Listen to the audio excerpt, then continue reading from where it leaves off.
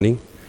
Thank you for making the time to come out and give us your association and also to take association. Devotees, before we begin our program for this morning, just a few announcements. On the 31st of December at 7:30 p.m., the temple will be hosting a wonderful drama presented by Bhakti Theatre in the temple amphitheatre. And the title is called Dharma, a journey of 3 steps. What you can expect from this drama is suspense, trickery, politics, sabotage, honor, promises, faith, and trust. This drama includes shadow theatre, dance, and martial arts. It's written and directed by Gauri Bomi Dasi and the wonderful team at Bhakti Theatre. So it's a nice evening and it's a nice way to end off the year. Also, on the 1st of January, that's next week Sunday, New Year's Day, Temple has got a wonderful program lined up from 9:30 a.m. till 3 p.m. There'll be fruit flower offerings that will be taking place, also lamp offerings with kirtan. We're going to have 3 devotees that would be presenting some very inspirational, motivational talks to take us ahead, forward in the new year. Very short, informal, but very inspiring talks that will be presented to you all. Devotees, this morning's program, or this morning's class, will be given by His Grace, Jagadananda Pandit Prabhu. Prabhu, please take your seat at the Vyasasan. Hare Krishna. So Prabhu's talk is actually part 2, and the title is called The Parampara of Charioteers. So we'll now hand over to His Grace, Jagadananda Pandit Prabhu. Hare Krishna.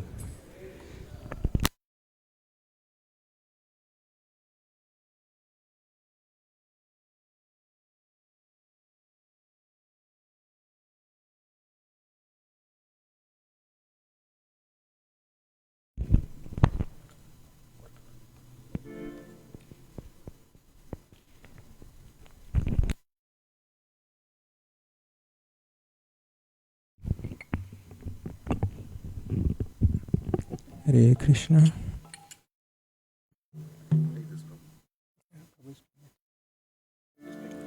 Jai Radha Madhava Jai Kunja Bihari Jai Radha Madhava Jai Kunja Bihari Jai Radha Madhava Jai Kunja Bihari Jai Radha Madhava Jai Kunja Bihari Jaya Gopi Jana Vallabha Jaya Girivaradari Jaya Gopi Jana Vallabha Jaya Girivaradari Yashodanandana Braja Jana Ranjana Yashodanandana Braja Jana Ranjana Yashodanandana Braja Jana Ranjana Yashodanandana Braja Jana Ranjana Yashodanandana Braja Jana Ranjana Yashodanandana Braja Jana Ranjana Yamuna Tiravanachari Yamuna Tiravanachari Yamuna Tiravanachari Jai Radha Madhava Jai Kunja Bihari Jai Radha Madhava Jai Kunja Bihari Jaya Radha Madhava Radha Madhava Radhe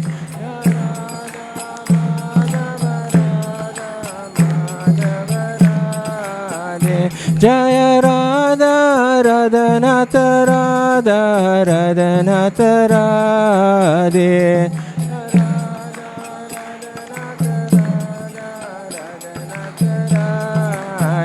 Jaya Prabhupada Prabhupada Prabhupada Jaya Prabhupada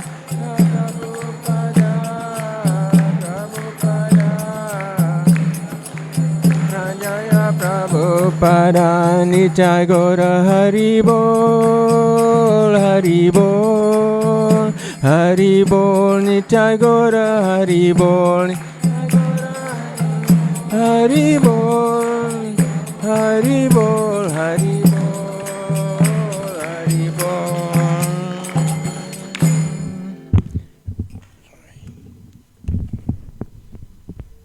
Gaur Premanande. So Hare Krishna, dear devotees. Very warm word of welcome to all of you on this most auspicious day and in this most sanctified location.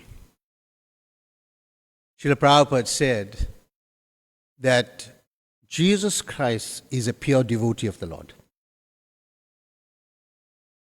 And anyone who is trying to spread the glories and make people God conscious should be given all respect, honor, and worship.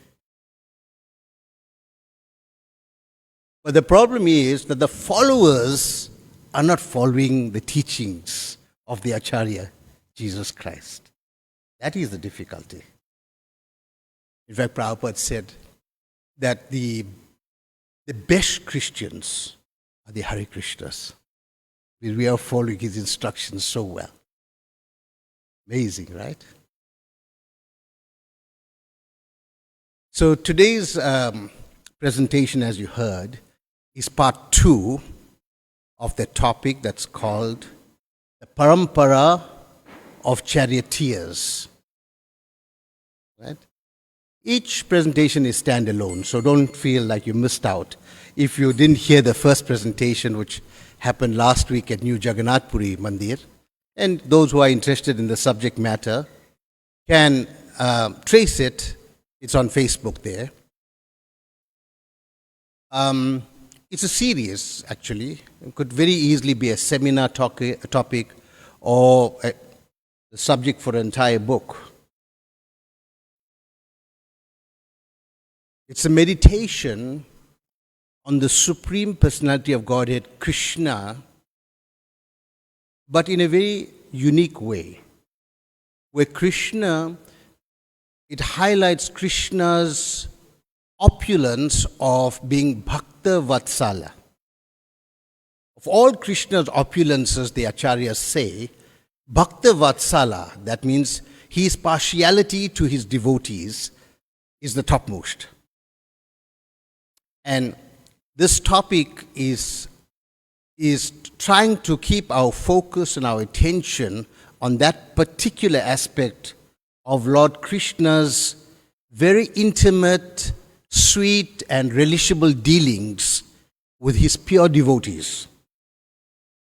And at the same time, the exchanges between the devotees, such pure devotees, and the Supreme Lord himself. Krishna does not become a menial servant of anyone. Does not.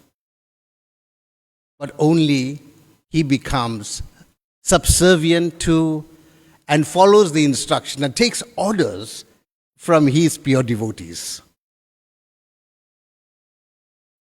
When one grasps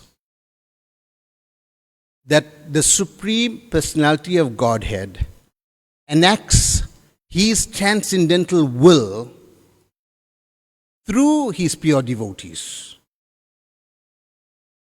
then a newfound appreciation of the Lord and his devotees will dawn. So the first part, just in a few words, covered Krishna as Partha Sarathi.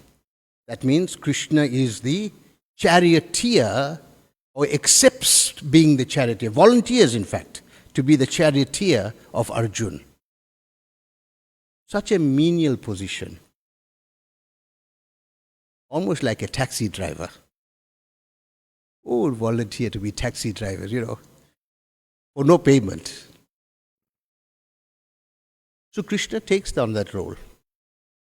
And Krishna is following the orders of Arjun. Arjun tells him, do this, he does it. Go here, he does it.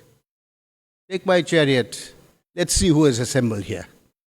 Place it between both the armies. And Krishna very obediently does all this. So how is this possible? Why did this happen? So the first part 1 covered Krishna himself as being the charioteer, and it also covered the appreciation of great personalities like Maharaj Parikshit from the Bhagavatam, and also covered the appreciation of Bhishma Dev, of Krishna being this chariot driver. We use the theme verse in Bhagavad Gita, chapter 1, text 21 and 22. And in particular, highlighted the purport, the first paragraph of that purport. So if you simply read that first paragraph, everything will suddenly click. So make it point. It is a few sentences only. And today's presentation is going to put the spotlight on one of the other very notable heroes of Bhagavad Gita. Anyone want to hazard a guess who that might be for today's class? Quickly, one guess. Arjun. Nice. But he's not Arjun. Or else that would have been too obvious, right? Who else? Anybody else? Okay. We're going to speak today about Sanjaya. So let's say the invocation praise to Bhagavad Gita, and then we have selected for today's class chapter 1, text number 15. Just amazing. Chapter 1 is so full of nectar, especially if you make it a point to read the purports. I know chapter 1 is entitled Observing the Armies on the Battlefield of Kurukshetra. Right? It may appear, nothing major is happening. We know what, the observation yielded. Arjuna ended up in lamentation and he quit. He didn't want to fight. Right? So that's chapter 1, you think. But actually, the nectar is in all the purports as well. So, please repeat after me. Om Namo Bhagavate Vasudevaya.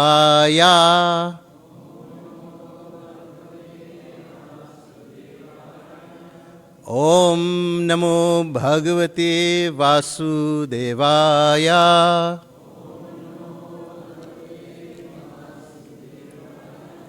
Om Namo Bhagavate Vasudevaya.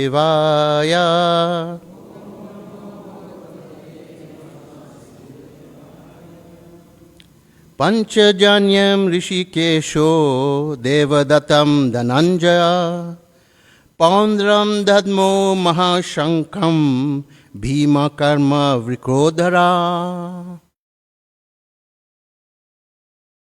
The translation by His Divine Grace A.C. Bhaktivedanta Swami Srila Prabhupada. Lord Krishna blew his conch shell called Panchajanya. Arjuna blew his, the Devadatta, and Bhima, the voracious eater, and performer of Herculean tasks, blew his terrific conch shell called Paundra.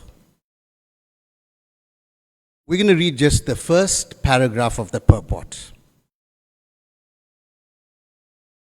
Lord Krishna is referred to as Rishikesha in this verse because he is the owner of all senses. The living entities are part and parcel of him, and therefore the senses of the living entities are also part and parcel of his senses. The impersonalists cannot account for the senses of the living entities, and therefore they are always anxious to describe all living entities as senseless. I think in both connotations, without senses and having no sense, as senseless or impersonal. The Lord, situated in the hearts of all living entities, directs their senses. But he directs in terms of the surrender of the living entity. And in the case of a pure devotee, he directly controls his senses. Here on the battlefield of Kurukshetra, the Lord directly controls the transcendental senses of Arjuna. And thus, his particular name of Rishikesha. The Lord has different names according to his different activities. For example, he is Madhusudana because he killed the demon of the name Madhu. His name is Govinda because he gives pleasure to the cows and to the senses. His name is Vasudev because he appeared as the son of Vasudev. His name is Devaki Nandana because he accepted Devaki as his mother. His name is Yashoda Nandana because he awarded his childhood pastimes to Yashoda at Vrindavan. His name is Partha Sarathi because he worked as charioteer of his friend Arjuna. Similarly, his name is Rishikesha because he gave direction to Arjuna on the battlefield of Kurukshetra. Om Agyana Timirandhasya Jananjana Shalakaya Chakshur Unmilitam Jaina Tasmai Shri Guruve Namaha Shri Chaitanya Manobhistam Stapitam Yena Bhutale Swayam Rupa Kadamayam Dadati Swapadantikam Vancha Kalpatarubhyascha Kripa Sindhube Evacha Patitanam Pavinebhyo Vaishnavebhyo Namo Namaha Shri Krishna Chaitanya Prabhu Nityananda Shri Advaita Gadadhara Shiva Sadi Gaur Bhakta Vrinda Hare Krishna, Krishna Krishna, Hare Hare, Hare Rama, Rama Rama, Hare Hare. Srila Vyasadeva describes the Vedas as a forest in which there are plants, there are animals, there are birds, and there are lakes. And the Upanishads are described as the flowers of this forest. When you break down the Sanskrit word Upa and Nishad, Upa refers to come closer. Everyone, get closer. And Nishad means to hear some transcendental secrets. How beautiful is that? The meaning of Upanishad. And you see that. The devotees huddle together. They congregate in large numbers. Wherever Krishna Katha is taking place, or Hari Katha is happening.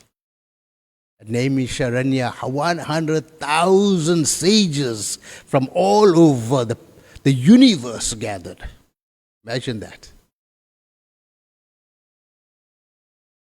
So, when the most fragrant of the flowers of the forest are gathered together, and then it is made into a exotic and beautiful garland. That garland is the Gita Upanishad. Bhagavad Gita is the crest jewel amongst all the 108 Upanishads. And it's referred to as Gita Upanishad. Adi Shankaracharya in his Gita Mahatmya says, glorifying the Bhagavad Gita, the whole list of beautiful shlokas. But one of them says, Gita Shastram Idham Punyam Ya Patit Paratapuman Vishnu Padan Avapnoti Bhaya Shokadi Varjitaha. Gita Shastram Idam Punyam, that this Bhagavad Gita, this Shastra, this scripture is that purificatory, that if someone had to simply listen attentively or read or study, then the result of that is Vishnu Padan Avapnoti, that one attains to the lotus feet of the Supreme Personality of Godhead. What a blessing. Just by doing some study, listening, hearing, reading. And then it goes on to the last line, Bhaya Shokadi Varjitaha. Bhaya means fear. Shok means hankering. And Adi means etc. Shok Adi. The other things that go with hankering here are lamentation and illusion. So fear, hankering, lamentation, and illusion are vanquished. No more. This is the material world, like we're always in fear. Shri Shri Radha Radhanath ki jai, Shriman Mahaprabhu ki jai, Giriraj Govardhan ji ki jai, Shri Guru Parampara ki jai, Srila Prabhupada ki jai, Gaur Bhaktivinoda ki jai. So yes, this material world is a place of suffering, characterized by fear. Padam padam hi vipadam natesham. At every step there is fear actually. And you see, our lives are like that, riddled with fear everywhere, right? For most people. And then there's hankering. Oh, I want this, I want that. We need this, we need that. And the result of these two is lamentation. When you get a new, you save a lot of money and then you buy the latest cell phone. Okay, iPhone, whatever the number is now, what? 21 or something. What's the latest iPhone? Right? So, iPhone something you get, right? And then when you get the iPhone, you start thinking, oh, I got to worry about this thing. I hope I don't drop it. I must put a cover on it. I must put a screen's, that plastic stuff that goes on that costs an arm and a leg. That's something you put there to protect the screen. And then, people mustn't see this. They'll steal it. I got to worry where I keep it, where I place it. Don't drop it in the water. So, all these things go over that. But you never had this problem before. It's only when you got the cell phone, then you got the problem. So the material world is like that. Everything, you buy a car, same story. You get a house, same story. Take any example, it's the same story. So bhaya, fear, shokadi, hankering, We want this, we want that. Lamentation, and then being in illusion. That's what happens. So today's focus is on Sanjaya. And Sanjaya just happens to be the chariot driver of Dhritarashtra. But that's not the reason why we have selected him as the focus of our attention, meditation, and contemplation today. Born of Galvangana, that's his father's name, but no fanfare. There was no kettle drums beating when he was born, no Akashvani, no prophecy in the sky. There was no eclipse, lunar or solar, nothing. Just very ordinary birth. And that too didn't take birth in some prestigious lineage. Not part of the Yadava clan, not part of the Kurus, not part of the, Gandharvas, not part of the demigods. No, just very, very ordinary birth. But he is the epitome of the ideal person. The idealism of Bhagavad Gita is manifest through Sanjaya. It's very interesting how Sanjaya got the position of becoming the chariot driver of Dhritarashtra, the blind king. Very interesting. The previous employee, whose name was Adhiratha, he found a child which he wanted to adopt, right? And it was very mysterious circumstances. He found a baby who was fully clothed, and baby was bedecked with jewelry and great of great value, and armor as well. So this was not an ordinary child. So Adhiratha, after conferring with the sages, he decided that he'll adopt the child. So he applied for paternity leave. He applied for paternity leave. You think paternity leave is a new concept that came out yesterday in South Africa. Paternity leave is in the Vedas. There's an example. Here's a classical example. And of course, he was granted paternity leave. So that's how the position became available. And many, many people applied for it. You can well imagine how demanding this position is. Remember, the chariot driver is responsible for the safety and well-being of the king. So not only must he know his work well, not only must be really proficient in driving the chariot. And it's not an easy task to drive the chariot. Not only must he know all the routes and all the escape routes,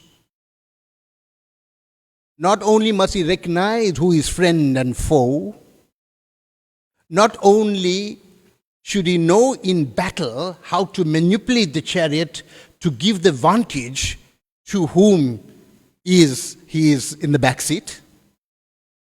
He has to understand all these things. And especially since Dhritarashtra was blind, the position was even more demanding. So we had to find somebody who is absolutely dependable, trustworthy, and proficient. Not easy to find such people today or at any time.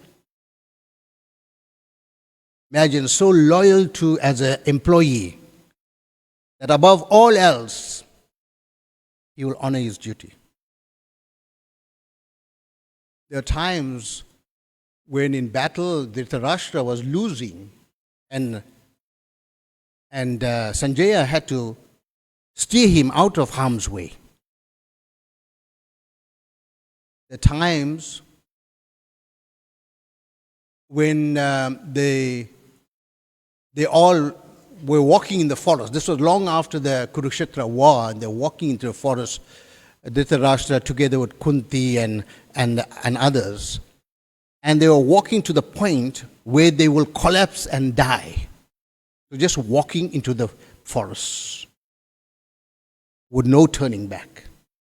And at that time, Sanjaya followed Dhritarashtra. And despite Dhritarashtra pleading with him, you go back. This is not your battle now. You have served us very well, but this is not you. Still, he was prepared to die with his king at that time, Dhritarashtra. So this is an ideal person. We have to honor our duties. That's a lesson that's coming out. Do not be neglectful of your duty. Make sure you have your duty, whatever it may be. And however daunting it may be, do not be neglectful of your duty.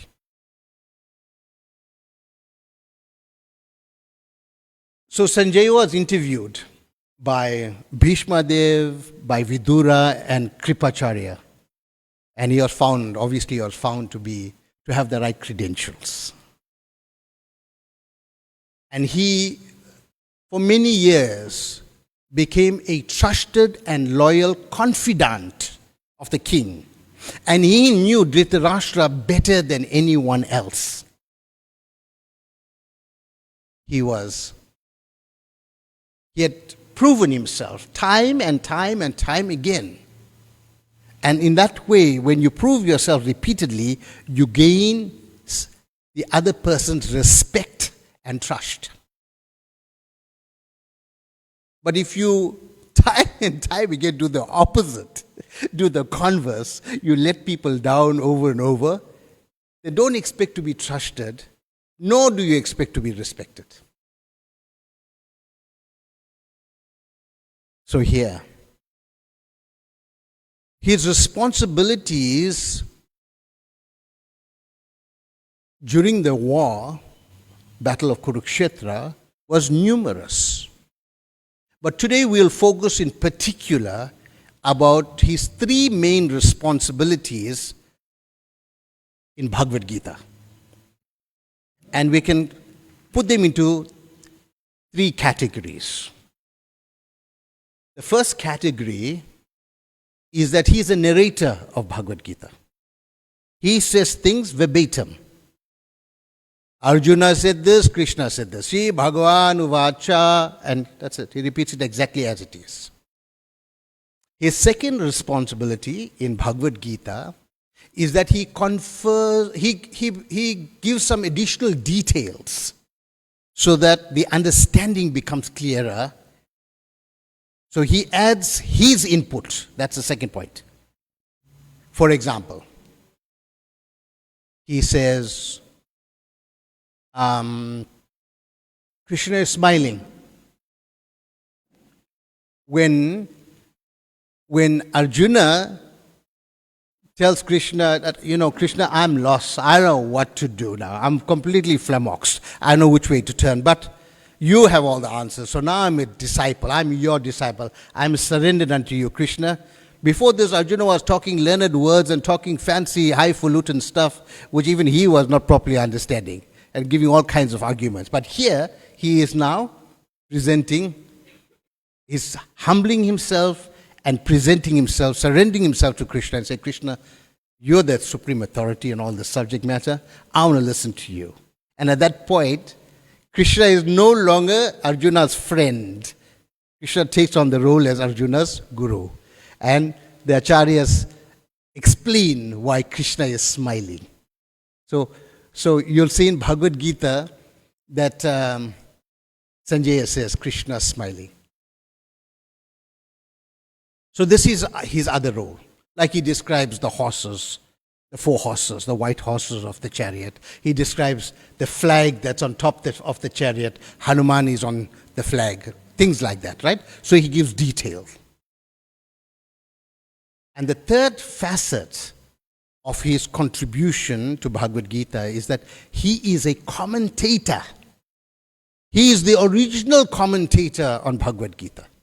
Just like Srila Prabhupada is a commentator on Bhagavad Gita. Srila Prabhupada's commentaries is called his purports. The acharyas. And Prabhupada's purports are a sum total of all our acharyas' presentations on the subject matter. But you'll hear Sanjaya giving his commentaries. Very sweet, very relishable. Just as Krishna becomes the chariot driver of Arjuna, because Arjuna is a pure devotee of the Lord, similarly, Sanjaya, being a pure devotee of the Lord, receives the benediction from his spiritual master, Srila Vyasadeva, of divine vision, such that although he was seated in Hastinapur, far away from the battlefield of Kurukshetra, he was able to personally see, hear, and witness everything that was going on. So for a moment, try to contemplate what this means. We are seated here. And yes, we can understand that if there's a television set and it's tuned and somebody is beaming from Kurukshetra, we can see what's going on, right? But this is more than ordinary television. Because Arjuna was shown the Virat Roop, the universal form. And the universal form encompassed the entire universe. Now, even when you're watching television, you can't see the entire universe.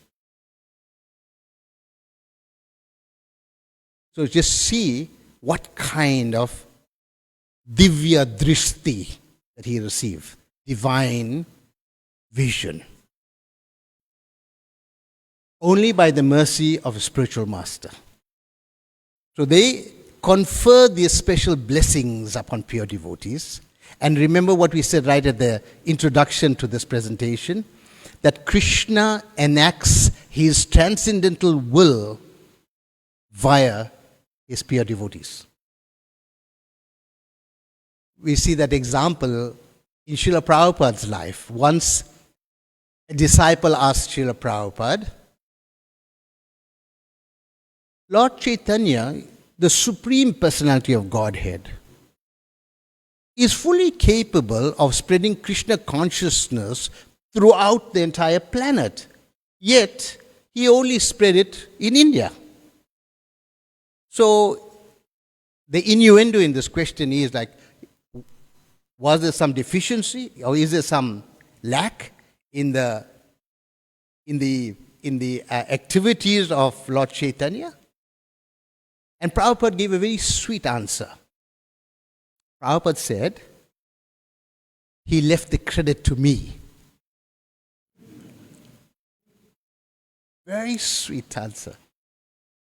But we have to understand that just as in Bhagavad Gita, Krishna is doing everything. And Krishna demonstrated this in the Virat Roop, in the universal form to Arjuna. And at that point, Arjuna becomes very, very convinced that, oh, all these people are already dead. Krishna shows them. Everyone here is already dead.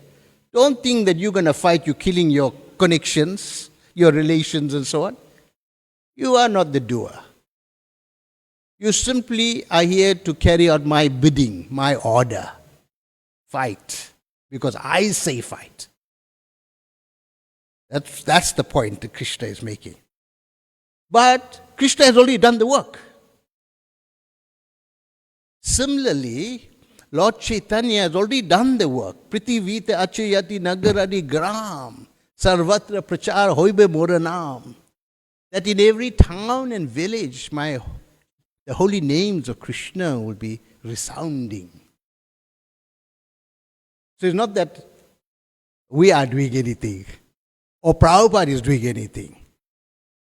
It is the will of the Supreme Lord already in place, but he's simply enacting it through his pure devotees. So our choice is whether we'll be part of it or not. And by that we get the credit. Not that we're doing anything. Okay.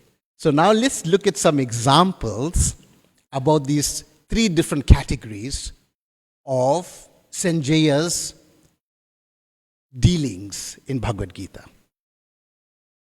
And in the first few verses, you'll see that Sanjaya is narrating verbatim. Whatever he hears, he's simply saying it. Whatever he hears Duryodhana say, he just repeats it. Right? I'll read a couple for you so you catch it. So the first verse is Dhritarashtra Uvacha. So he's not talking. He talks from the second verse. Sanjaya in total speaks 39 verses in the entire Bhagavad Gita where he's quoted directly. Of course, he's speaking all of Bhagavad Gita, but where he is quoted is 39 verses. So let's look at a couple. And it's interesting to see this perspective of Sanjaya's involvement. Okay, the second verse says, Sanjaya said, O king, after looking over the army arranged in military formation by the son of Pandu, King Duryodhana went to his teacher and spoke the following words. So, he gives here a description. He's describing, right? So the second part. This is part of the second category. He's describing the scene. Then he goes. Next. O my teacher, behold the great army of the sons of Pandu, so expertly arranged by your intelligent disciple, the son of Drupada. Now Duryodhana is speaking. He's speaking to Dronacharya. O my teacher, that's Drona. It's interesting that he doesn't mention his name. Duryodhana doesn't mention Dronacharya's name, but he speaks with him several verses. Here in this army are many heroic bowmen equal in fighting to Bhima and Arjuna, great fighters like Yudhan, Virata and Drupada. So, he is repeating verbatim what Duryodhana is saying. So that's his first responsibility, right? I'm just making the points to you, so when you're reading, it becomes clearer and your understanding is enhanced, and you'll see things in different light, okay? So now let's look at some of the other aspects of involvement. Let's see. So, text 14. On the other side, this is Sanjaya speaking to whom? To whom? Dhritarashtra. Right? Sanjaya is speaking to Dhritarashtra. In Hastinapur, far away from the battle. On the other side, both Lord Krishna and Arjuna, stationed on a great chariot drawn by white horses, sounded their transcendental conch shells. Now here you see a description, second category. But you also get some commentary as well. He's describing that on the other side, Krishna and Arjuna are stationed on a great chariot, drawn by white horses, description. But then he says, sounded their transcendental conch shells. He didn't say sounded their conch shells. So that's his commentary. So we've got to be alert and pick up. Here is a pure devotee of the Lord, Sanjaya, helping us on our journey to understand the dialogue between Krishna and Arjuna and making sure that we get the message crisply and clearly. Okay, and then today's verse. Lord Krishna blew his conch shell, the Panchajanya. Arjuna blew his, the Devadatta. And Bhima, the voracious eater and performer of Herculean tasks, blew his terrific conch shell called Pondra. So now what you see here. You see Sanjaya giving you details for sure. He's telling you the names of the different conch shells.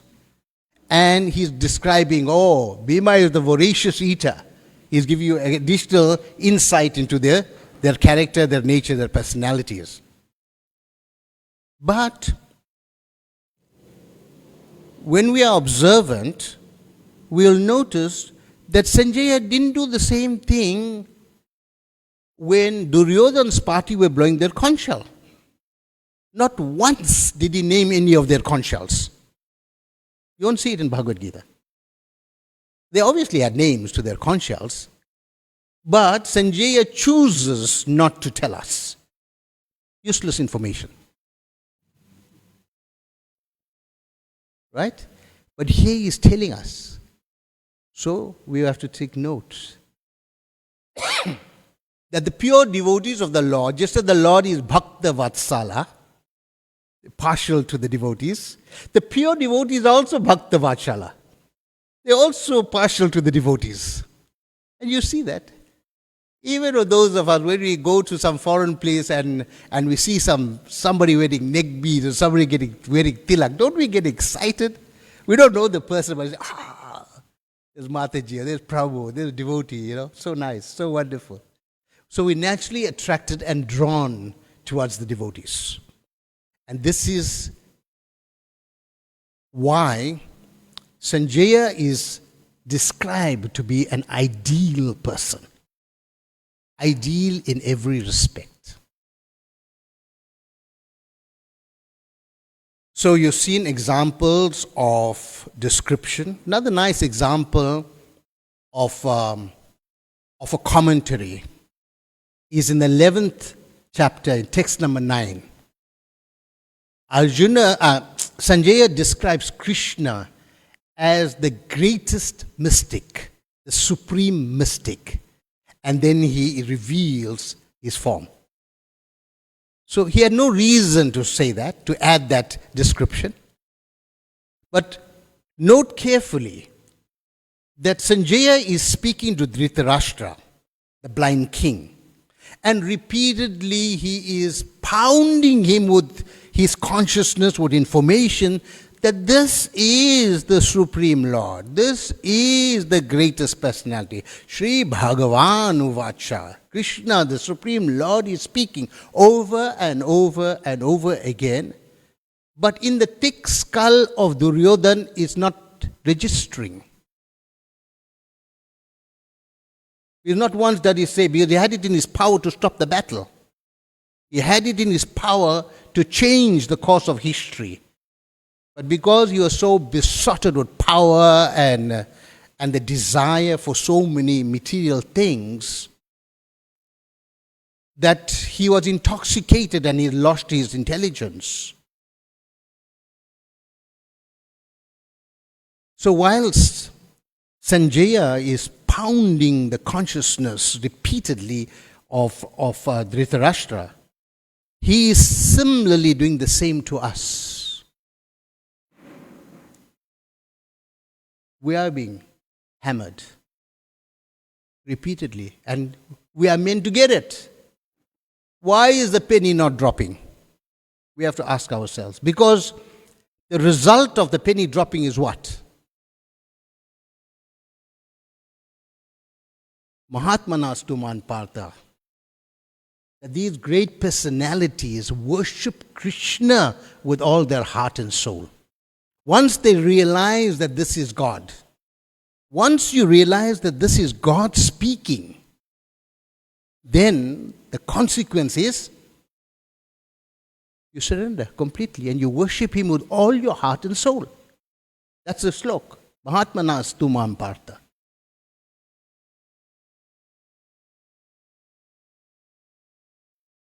Now, Vyasadeva can very well present the entire Bhagavad Gita without the need for Sanjaya. What need is there to describe, to have that interaction between Sanjaya and Dhritarashtra? Lord Vyasadeva is the Supreme Lord himself, the literary incarnation of the Supreme Lord. He could very easily describe it himself. He said, yeah, on the battlefield, this army assembled that, and then Krishna did this and Krishna did that. He could do all the descriptions. So, what need is there? Vyasadeva, in his mercy and magnanimity, has manifest the deepest heartfelt emotions of a pure devotee. Very, very rarely do ordinary people receive a glimpse of the ecstasy and the bhav within the hearts of the pure devotees. This is the love of Krishna. You don't get to see it. Where they are expert at hiding their emotions. Most of them do not function at the highest level of Uttama Adhikari. Even if they are Uttama Adhikaris, they choose to be on the middle platform, which is called Madhyam Adhikari platform. But in Bhagavad Gita, in the last 5 verses, we get this rare glimpse. This hidden jewel is kept right to the very end, so that those who are not serious, those who only gloss over Bhagavad Gita, they will not get there. Long before that, they will retire with fatigue. And they'll become exasperated. Give it up. In chapter 18, text number 74, we hear directly from Sanjaya. These last 5 verses are only spoken by Sanjaya. Before this, in 72 and 73 and so on, Krishna tells Arjuna, okay, I've told you everything. I've answered your every question, and I don't have anything more to tell you. Now you deliberate carefully on this subject matter, and you decide what you want to do. Tells Arjuna. And Arjuna then says, hey, Krishna, I've heard it all. I've understood now. I'm no more in illusion. I've made up my mind. I'm going to follow your instruction. Right? So then Bhagavad Gita is complete. In fact, Srila Prabhupada says right in the very first purport of the 18th chapter that Bhagavad Gita is complete in 17 chapters. Where's the need for the 18th chapter? Everything is already everywhere else in Bhagavad Gita. You don't need the 18th chapter. But these 5 verses take us to another level. So in 1874, I'm going to let you read those last 5 verses, but I'll tell you what it shows, right? Because of time. 1874 describes the personal ecstasy of Sanjaya. Trembling, his hair is standing on end. He is in exaltation. He is so jubilant. He can't contain himself. And then in 1875, what happens when a devotee is experiencing spiritual emotions, bhava and so on? He immediately remembers his spiritual master, because he recognizes that whatever he's getting is by the benediction and kindness of his spiritual master. So in 1875, Sanjaya is honoring and worshipping his spiritual master. In 1876, he is now remembering the talks between Arjuna, this dialogue between Arjuna and Krishna. And he says, when I remember this, I am not just in ecstasy for a moment, I am in ecstasy all the time. So it's continuous ecstasy. 1876. This is what is called Leela Smaran. Leela Smaran. Remembrance of the Leela, pastimes of the Lord. And then in 1877, he says that when he remembers the form of the Lord, Krishna's beautiful form, he cannot contain his emotions. This is what happens.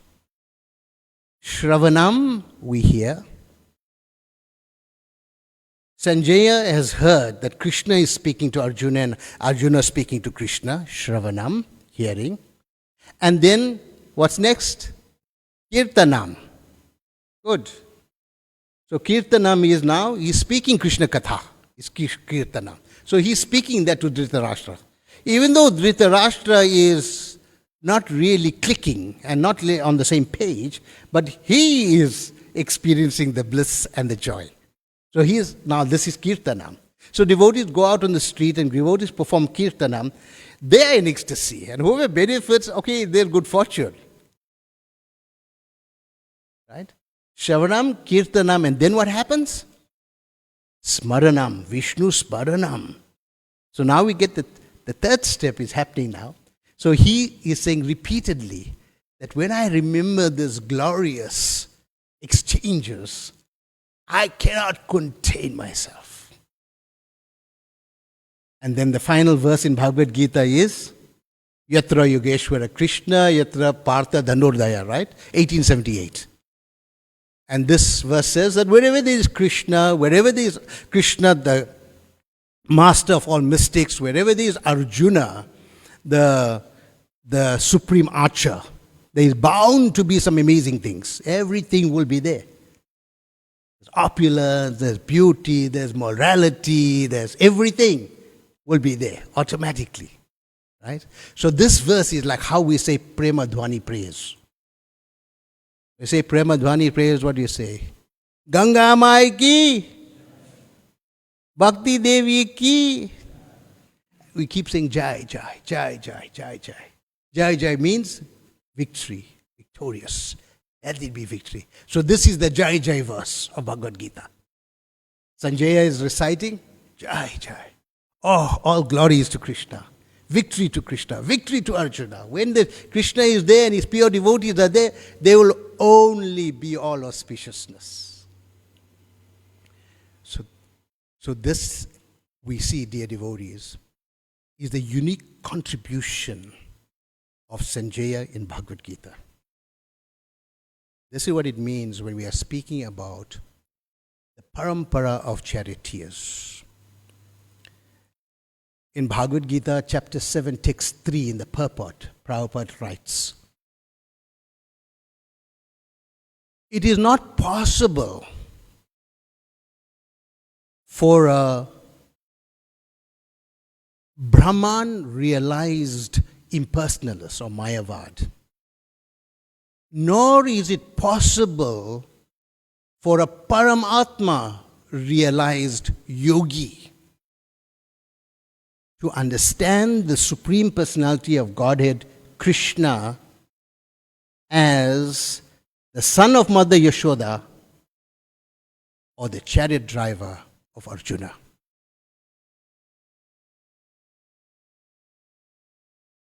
This can only be understood when we delve into the Bhagavan feature of the Supreme Lord.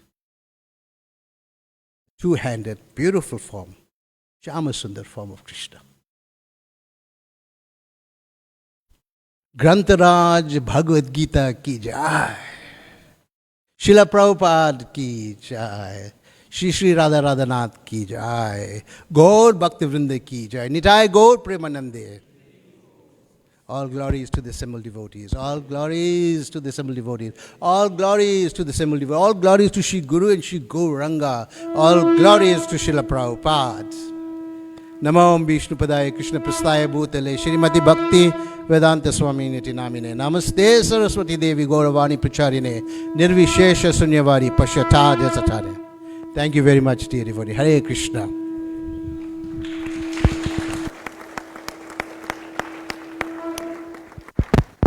Hare Krishna. Thank you, Jagadananda Pandit Prabhu, for that wonderful presentation, part 2 on the Parampara of the Charioteers, and we look forward to hearing from Prabhu for future classes early next year. You're welcome to join us for that. Devotees and guests, we'll now observe the Aarti with some Kirtan.